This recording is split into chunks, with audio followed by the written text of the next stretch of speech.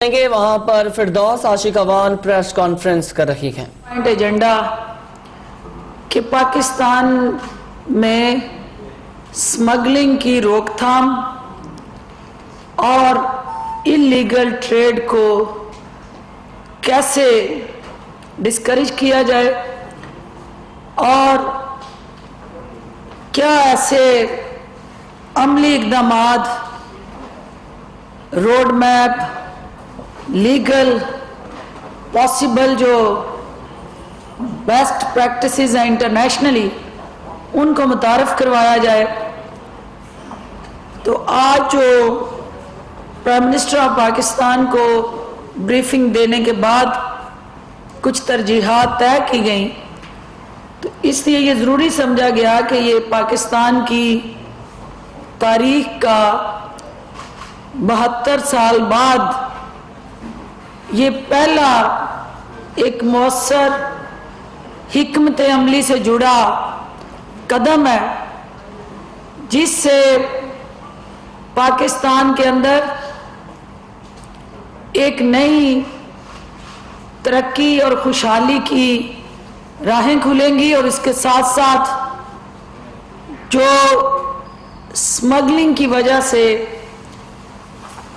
پاکستان کی انڈسٹری کو دیمک کی طرح یہ وائرس جو تھا وہ چاٹ رہا تھا، اس کے خاتمے میں مدد ملے گی۔ تو آج سب سے پہلے تو قوم کو یہ مبارک دینا چاہتی ہوں کہ وہ 70 سال کا جو ایک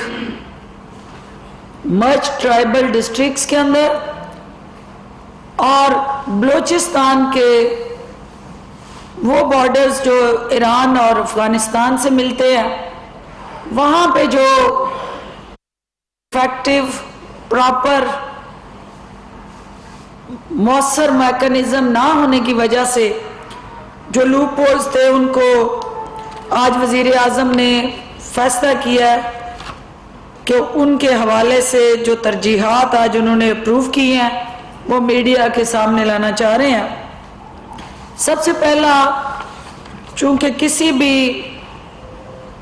حکومت کا اور کسی بھی ملک کا جو پہلا ٹارگٹ ہے کہ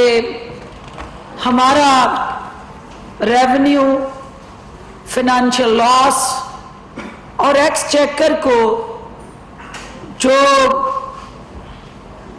اس کا بریچ ہونا، پلفریجز،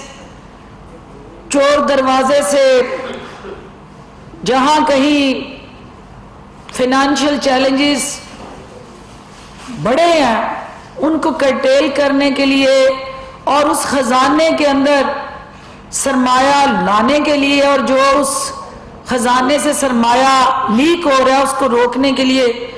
کیا اقدامات کیے جائیں۔ تو لہٰذا سب سے اہم جو ان چیک پوسٹ پہ بارڈر کے ساتھ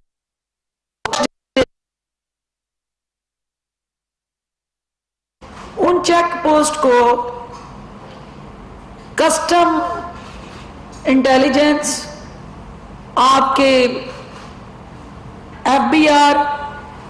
آپ کی F I a, I be اور دیگر جو ایجنسیز ہیں، ایم آئی سمیت، افواج پاکستان سمیت، یہ سارا سولو ایکشن تھا اور ایک دوسرے سے کوئی کنیکٹیوٹی نہیں تھی کہ اگر کوسٹل گارڈ، میریٹائم فورس یا کوئی بھی سمندری حدود یا زمینی حدود میں کوئی چیز پکڑ لیتے ہیں، سمگلنگ کا مال برآمد کر لیا جاتا ہے، تو اس کا کوئی ڈیٹا بینک نہیں تھا، کوئی اس کے لیے سیٹ میکنزم اور ایک دوسرے سے شیئر کرنے کے لیے سینٹرل نروس ڈیٹا بینک نہیں تھا۔ تو پرائم منسٹر آف پاکستان نے آج ان تمام جو ریلیونٹ ڈپارٹمنٹس ہیں ان پہ مشتمل ایک سینٹرل نروس ڈیٹا بینک بنانے کی منظوری دی ہے۔ اس کے علاوہ جو آپ کا ہمارا کسٹم ڈپارٹمنٹ جو کوئی چیز کنفiscate کرتا تھا اور اس حوالے سے صرف جزا سزا کا عمل بھی جو ہے وہ صرف نچلی سطح کے ملازمین تک محدود ہوتا تھا. آج پرائم منسٹر آف پاکستان نے کسٹم اتھارٹی جو ہے وہ قائم کرنے کی منظوری دی ہے اور یہ کسٹم ڈائریکٹریٹ جو کام کر رہا تھا اس کو ایک اتھارٹی میں تبدیل کیا جا رہا ہے اور اس اتھارٹی کے بننے سے ملٹیپل سٹیک ہولڈر اور ڈپارٹمنٹ اس اتھارٹی کے ساتھ کنیکٹ ہو جائیں گے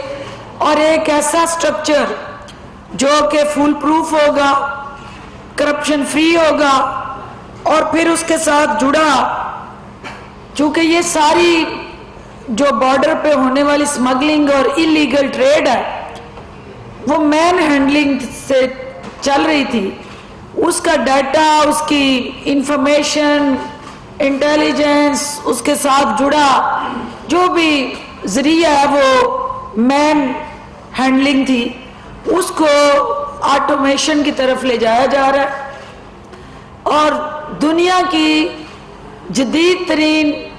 ٹیکنالوجی جو باقی بارڈرز پہ بیسٹ پریکٹسز کی شکل میں, سکسیس سٹوریز کی شکل میں دستیاب ہے. آج یہ فیصلہ ہوا ہے کہ بارڈر کے اوپر اپنی سرحدوں کو محفوظ بنانے کے لیے جو مشت ڈسٹرکٹس اور بلوچستان, افغانستان, ایران کے ساتھ جتنا بھی ہمارا بارڈر ایریا ان کو اکوپ کر دیا جائے ڈیجیٹلائزیشن کے ساتھ, آٹومیشن کے ساتھ, اور وہ تمام سرویلنس, سیکیورٹی اور اس کے ساتھ جڑا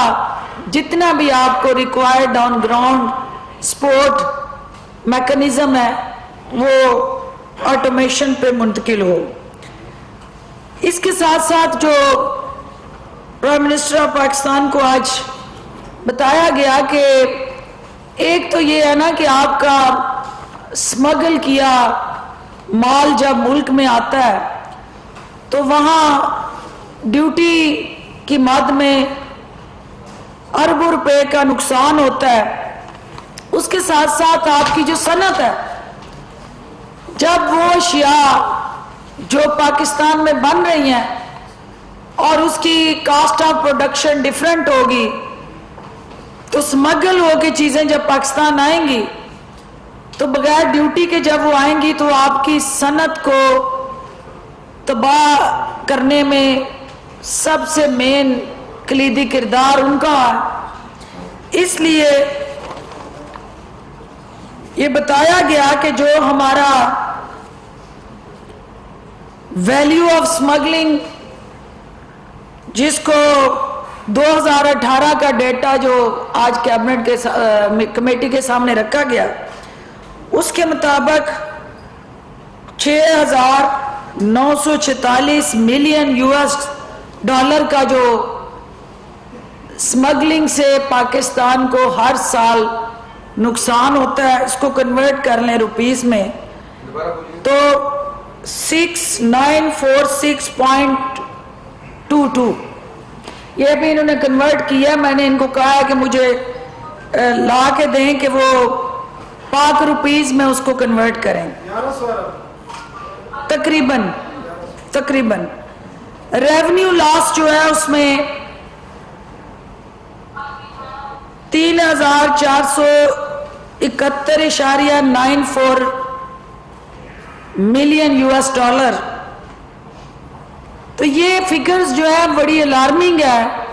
کہ ایک ایسا ملک جو قرضوں کی دلدل میں پھنسا ہوا ہو اور جہاں انفلیشن سے جڑے چیلنجز جو مہنگائی اور بے روزگاری جیسے مشکلات کا سامنا ہو, اس کی اکانومی کے اندر اتنی میسو لیکیج ہو اور صرف سمگل شدہ سامان جو ہے وہ پاکستان کو ریونیو لاس کی اتنی بڑی قیمت یہ ملک ادا کر رہا ہو. تو نہ صرف ریونیو لاس بلکہ وہ ڈی انڈسٹریلائزیشن جس ملک میں ہوتی ہے، ظاہر ہے جو